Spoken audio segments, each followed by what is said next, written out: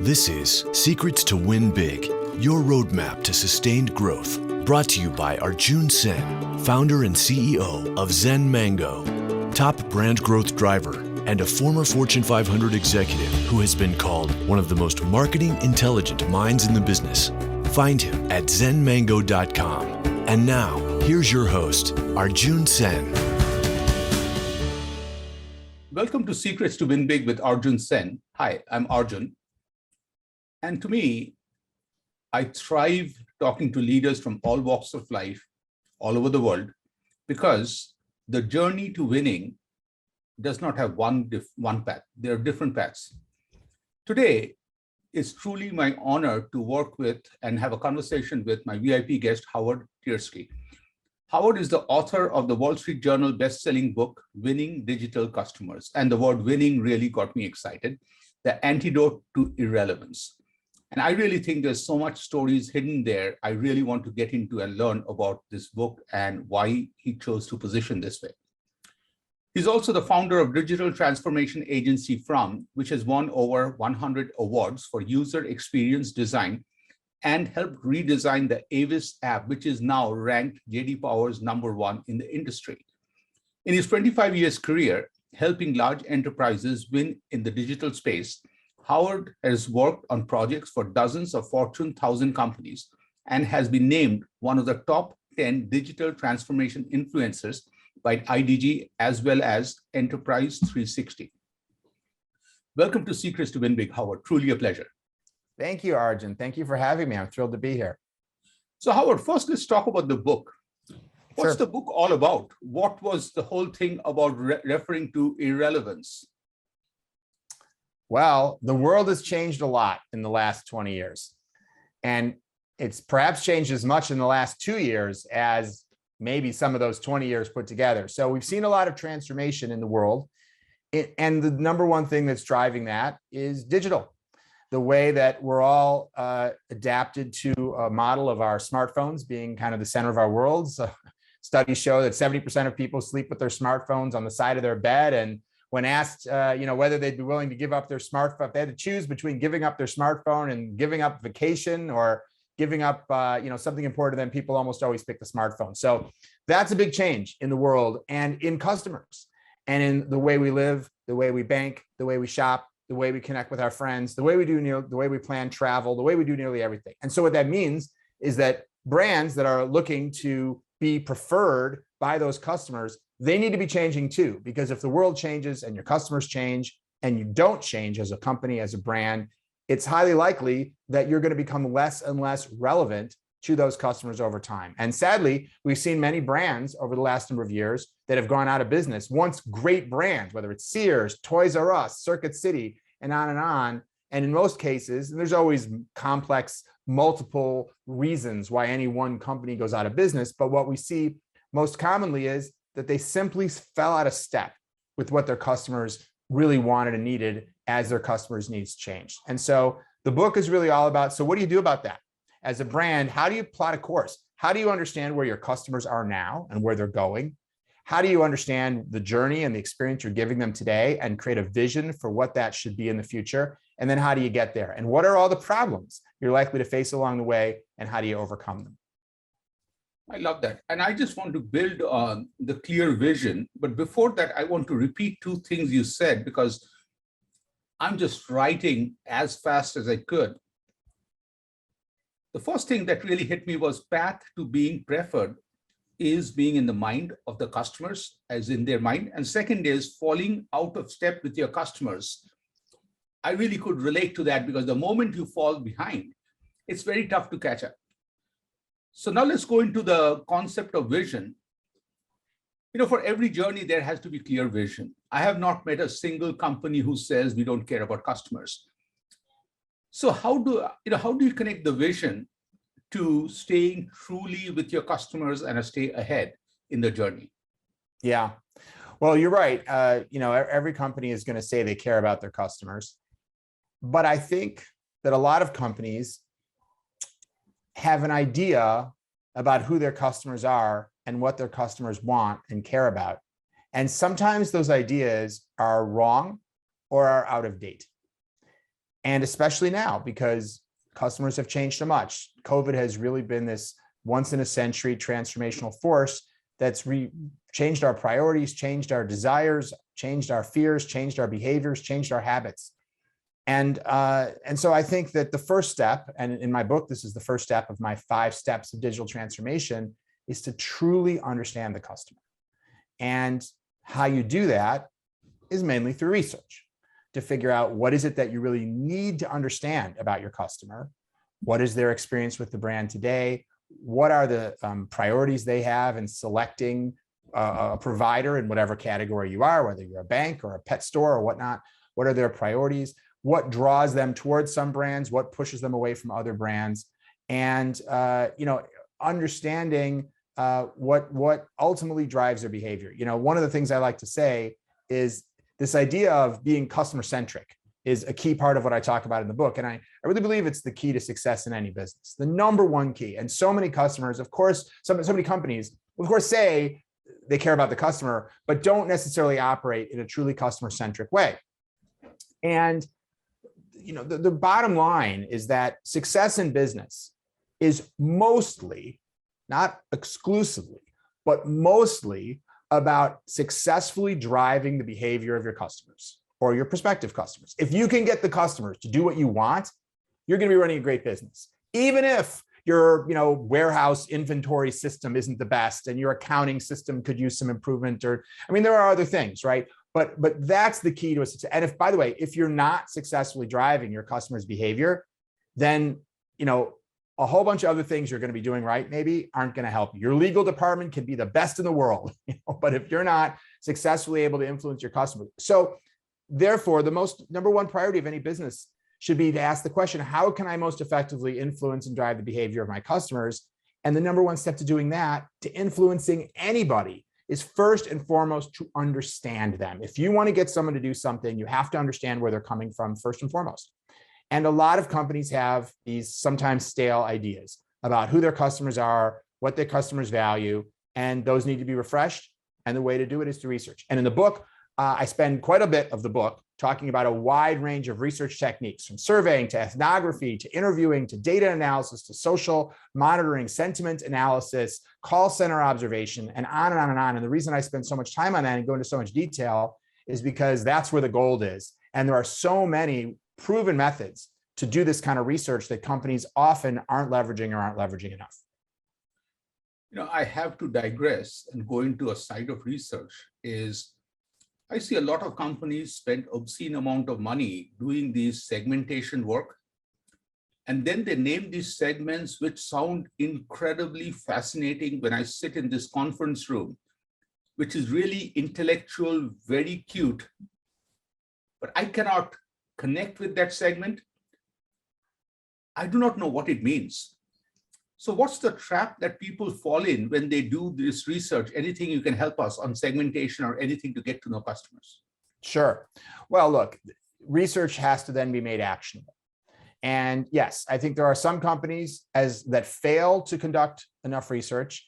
There are also companies that conduct a lot of research, but it doesn't make its way into the hands and into the minds of the people that really need to use it.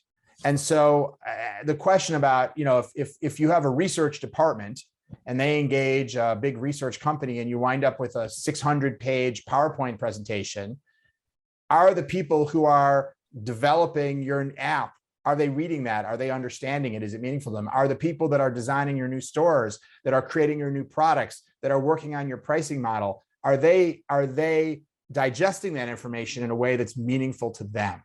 Because if not, it's just intellectual academic stuff that's not helping your business. And so there are a variety of things that we recommend to do. First of all, creating personas for individual segments so that you can bring those segments to life through fictional characters, something short, something visual, like infographics that show we have these 6 types of customers, and this is one type. They're a budget-minded traveler or whatever, and they have very often their families. They only take one trip a year. They have to make their dollar stretch as far as possible. They love deals, and, et cetera. And that this is one type of customer that we're designing for. And another type of customer is the luxury traveler, for whom cost is no object. What they really want is the best service, the best quality experience. They consider their time much more valuable than their money. Well, creating a great experience for those two different personas is, of course, quite different. And if you can bring and to create an actual character, you get an image and say, this is Bob. He's our luxury-minded consumer, or he's at least an example of that. And here's a little bit about him. Here's his profile. He's retired now. He was a banker. He makes his investments pay him $600,000 a year. He likes to spend at least $100,000 a year on travel, et cetera, et cetera. So you bring these to life. That's still very high level, right? It's not nearly as detailed and as rich as your complete body of research, but you have at least enabled everybody, hopefully, who's working on customer-facing stuff to have that high level understanding. And then the question is, how do you go to the next level to make sure that that insight is utilized in creating the vision for the customer journey and communicating the vision? Things like workshops, and even just making sure resources are available so that if somebody's working on a product, instead of just handing them the 600 slide PowerPoint presentation, you've got people whose job it is to engage with those people and say, here's what we know about the customer. Here's how it can help you. And in addition, and I'll mention just one or two other quick things, there are so many, making sure that the people who are actually creating and making the decisions about the customer experience have some opportunity to participate in research. That is really, really valuable. And if you're going to go out and interview, 200 customers, grab a couple of marketing people, grab a couple of developers, grab a couple of product development people, let them sit behind the one-way mirror, or let them come along if you're standing behind the counter at the bank, observing customer interactions, or whatever type of research you're doing. Let them spend a couple days doing nothing but observing customers, or have them listen to call center recordings. Immerse them in the experience of the customer, because even a small amount of that goes a long way. The data that you mentioned is one thing, but it can be dry. It can be difficult for people to internalize it. When they spend some time directly with customers, that's another way to make sure that they have that empathy, they have that insight, they can draw on really some of that understanding of who the customer is. So those are some of the things. There's many, many more things, but making sure ultimately, and I'll just mention one last thing, which is, ultimately creating journey maps. So, in the book, we talk about the steps. First is to understand the customer. The second is to map the journey. So once, you have some team of people who are diving into all that customer insight and turning that into a vision of what should be the customer experience we're delivering. And that journey can be expressed. And now this isn't so much about expressing research as it is expressing a vision, but that vision can be expressed as a story. This is what should happen to the customer when they walk into the store, when they pick up something they're interested in, when we're discussing possibly purchasing it, when we're talking about financing, when we're sending them the product, when they go home, when they have a problem or a question. We've mapped out a vision of what that experience should be and articulated it as a story, because stories are something people can digest. Stories are things that people remember. To go back to your question, if I show you a very complex segment analysis that breaks customers into 600 different cells, and you have all this math and charts and graphs, that's really good stuff. But for a lot of ordinary product managers or marketers or other people that might need to actually use that information, it can be hard to digest. But if you create a story that says, this is the future we're trying to create, and then you create personas that say, these are the people we're creating it for, that's the sort of thing that everybody should be able to digest and remember and use on a day-to-day basis. That's brilliant. So you really helped me. The next step I was trying to get to was, after you understand the customer, how you do that and take it to action. And I love the way you included every member of the team, even beyond marketing, from day one. So that way the goal is, as you mentioned, is get actionable research into the hands of every stakeholder or person who will use it, because that's the use. So now let's take the conversation little in a bigger area, because not only you are an expert in these areas, but you also have built big teams in corporate, and also now making these impacts that you're doing doesn't happen individually. So what's your secret to building a team and getting everybody to align with Howard's vision as you take the team across the finish line? Well, let me start by saying it starts by finding the right people. by people who share common values around, obviously they have to have the right skills, but they also have to share the common values and a desire to approach whatever it is. Let's say it's product development in a customer-centric and a user-centric way, so that we don't have to convince all of these people. We've assembled a team that already shares those values at the beginning. That's super, super valuable. That puts you already way past the starting line. And then, the second thing is, and one of those values, I think there's a few key values that underlie the idea of being customer-centric. And I'll tell you the two most important ones. One is curiosity and one is empathy. The desire to really, and part of curiosity is humility. It's being able to say, yeah, it's very difficult to actually understand another human being, to understand what's driving them, to understand what is causing them. I mean, let's be honest. How many of us really even understand ourselves all that well and can truly, honestly explain why we do some of the things we do of ourselves? So start with the humility to recognize that it's very difficult to truly understand your customer. Anyone who has the mindset of, oh yeah, I know this customer. We've worked with this customer for years. We understand them cold. Almost inevitably, that person is way off base, because that mindset is not a mindset of humility. Because again, like I said earlier, the customer is constantly changing. But the desire to say, I really want to know this customer better. They probably will surprise me in a variety of ways. And I'm really curious to learn what I can learn. Because the other thing that happens is, if you think you know the answer, you'll find it. If you think that your older customers aren't interested in using the app and you have that idea in your head and you go out, I bet you'll come back with some data that supports it.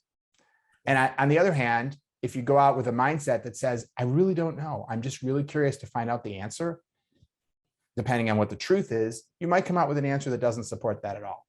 And so that is perhaps the most important component. And then empathy is about not judging.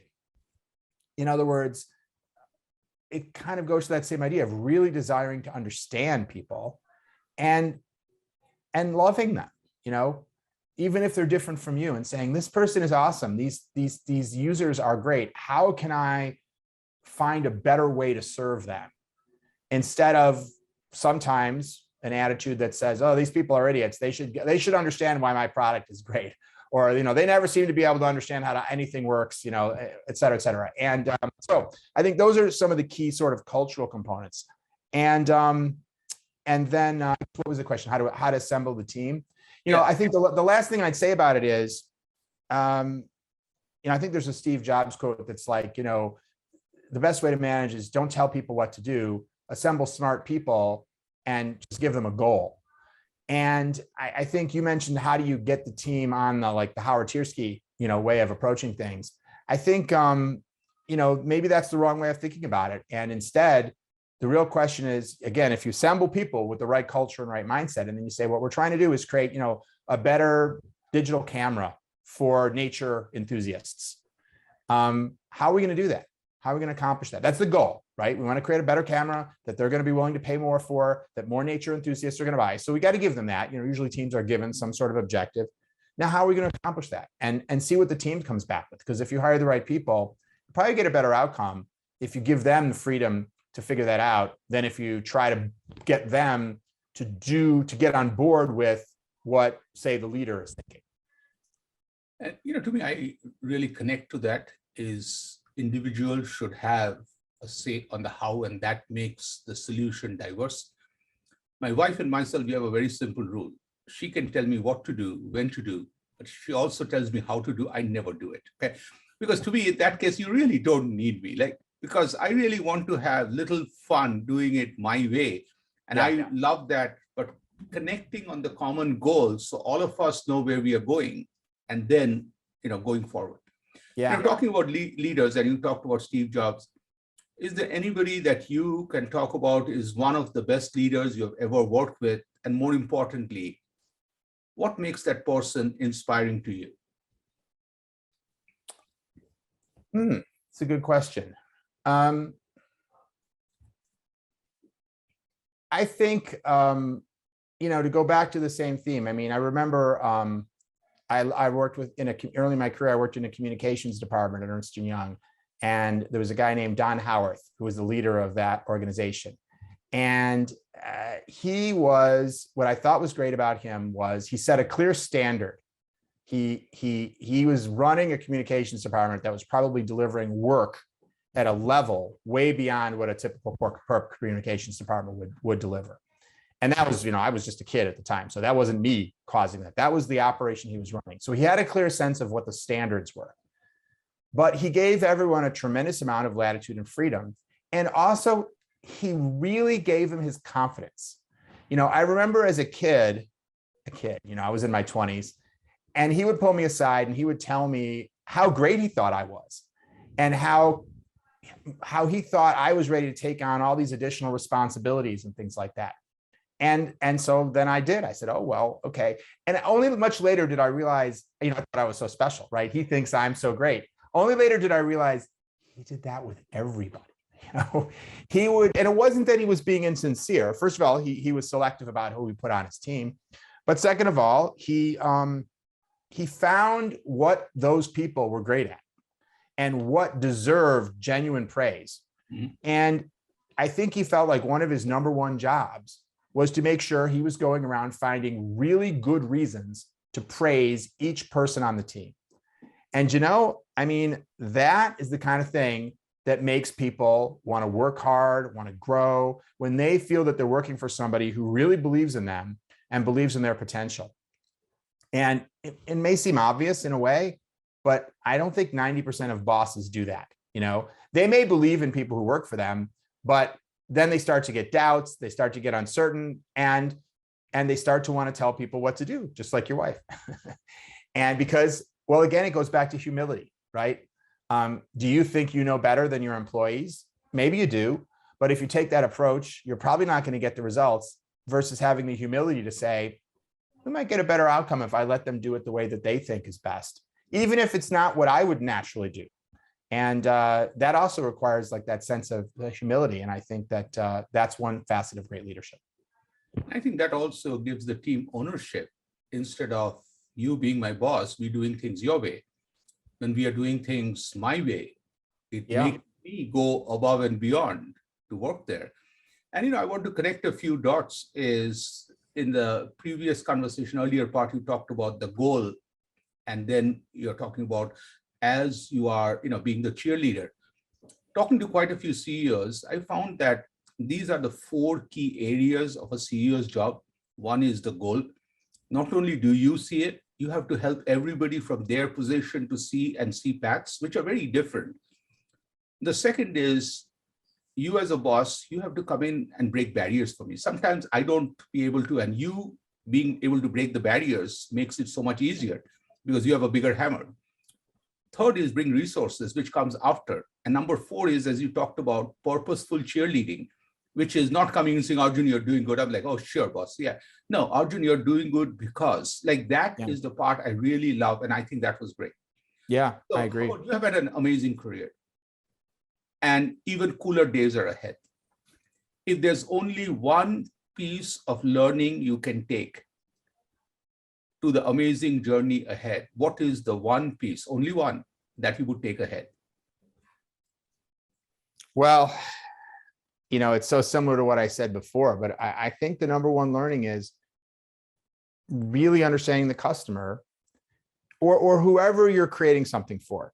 Sometimes it's the employee who you're creating a system for, but really understanding them is the key to almost all success. And that's not how most things are done. And so if you're keying in on that, you're way ahead of most of your competitors. Love that. And Howard, my recommendation would be that the next book by Howard is Never Fly Customer Blind. I can see I love that. I really love that. But again, just wanted to be. Yeah. So well, I'd like to think that's what this book is. Actually, the next book I'm writing is about the idea of digital humanity. What is it that makes an experience feel personal and human? Mm-hmm. And how possible is it to create digital experiences that scratch the itch so that people don't feel like they need to speak to a human being? And also, how do you make even person-to-person experiences scratch the itch to feel human? Because we've all had we've all had experiences to go to the, say, the Department of Motor Vehicles and speak to a person and feel like we're speaking to a robot. Totally. And of course, there can be digital experiences that are rich with a feeling of personalization and humanity. So that's the next book that I'm working on right now. Yeah, and you and I should talk, because for me, my consulting is based on a core IP, which is we are all in the feeling business. Okay, and there are 8 words we live by: is be human, think human, feel human, and then act human. Because as you talked about, it connects to everything you have said. Is I cannot tomorrow, if I want to market to you, I cannot just pull your profile and start selling to you. I really need to spend time to be on your shoes, look at your journey, and create a story around it, and then talk about it. So changing the conversation a little bit, taking it personal, just to have a little fun. Let's say Howard walks into a restaurant or a coffee shop or a bar or a coffee shop and meets 16-year-old Howard and 100-year-old Howard. And of course, you are there. What would the conversation look like that day? Man, oh man, these are some tough questions. I'm not sure I'd say anything to 16-year-old Howard. I think I'd be worried about like Star Trek. I'd be worried about like messing with the space-time continuum or something. I think I would just observe. I think I'd be very amused to see 16-year-old Howard and what he's thinking and doing. 100-year-old Howard, I think I'd want to just know how my kids are doing. That's the biggest project in my life. None of this stuff I do for any of these brands is as important as the project of my 5 kids. So I think I'd say to 100-year Howard, how's Foster? How's Rachel? How's Jessica? How's Samantha? And how's Joseph? Wow, thank you. So Howard, this has been a fascinating conversation. So before we wrap up, is there anything else we haven't talked about you want to add? You have also answered every question, which means if you want to ask me something, I would love to try to answer. So any thoughts, your final thoughts or a question? Oh man, I get to ask you a question. All right. Well, we would talk, I know your podcast is Secrets to Win Big. So what do you think is the #1 secret to win big? And if it's the same one I just said, then tell me your #2 secret. Other than understanding the customer, what do you think is a secret to win big? Yeah, to me, I would start with the premise that any company has 1 or 2 paths to a $1 billion big win idea. Every company has that. But the challenge is we are not focused. We work on so many different things, get distracted so easily. And that's the part where my biggest thing I work with, anytime I see work with brands, it's the one thing. I'll give you a simple example. We started working with a restaurant chain, 1 unit called Icon Burger. They had amazing resources. And I told them day one, they didn't like me when I said, the world doesn't need another burger place till you tell me why you need a seat at my table. Mm-hmm. And as we started going through, we realized that they take every burger, they smash it. And smashing makes the juice come out, okay? So all we realized was the name is Smash Burger. That's your path. That's the quarterback. That's the running back. That's the guy. Just do not lose that and move forward. And that's the part where what happens is any time you get a new marketing guy come in, they want to create a new path. But I really think for every brand, there is 1 or 2 paths to win big. Staying focused, and sometimes is a blue collar job, not a white collar creativity always. You have to do the grunt work to keep going through. And that is my simple thought. That is very interesting. Well, I have a Smash Burger right near me, and I never knew why they were called Smash Burger. So that's very interesting. Yeah, because smashing makes the juice come out, and it's a better process. Like that's, if they keep communicating that, why will you not have a better burger instead of that? So right. Interesting. Huh. Well, yeah, that's fascinating. And what was I going to say? Well, anyway, yeah, I love that. Thank you. So Howard, this has been fascinating. I truly love that. And what I really loved in our conversation today is not what the brilliant content you brought. You brought it with passion, like you shared it with the passion of a person who is living this, a leader, and you connecting it to your 5 kids, really connected that how you're living as one authentic human being. And the biggest project is your 5 kids. I really love that part. Being a dad, I really felt as a dad to dad, that's the moment I felt Howard rocks. So I really wish you the very best. Thank you for taking time today. This was a great conversation. Well, thank you. Thank you so much for having me. You've been listening to Secrets to Win Big with Arjun Sen, founder and CEO of Zen Mango, top brand growth driver, and a former Fortune 500 executive who has been called one of the most marketing intelligent minds in the business. To learn more, visit www.zenmango.com. Share this podcast with your friends and subscribe wherever you like to listen to podcasts.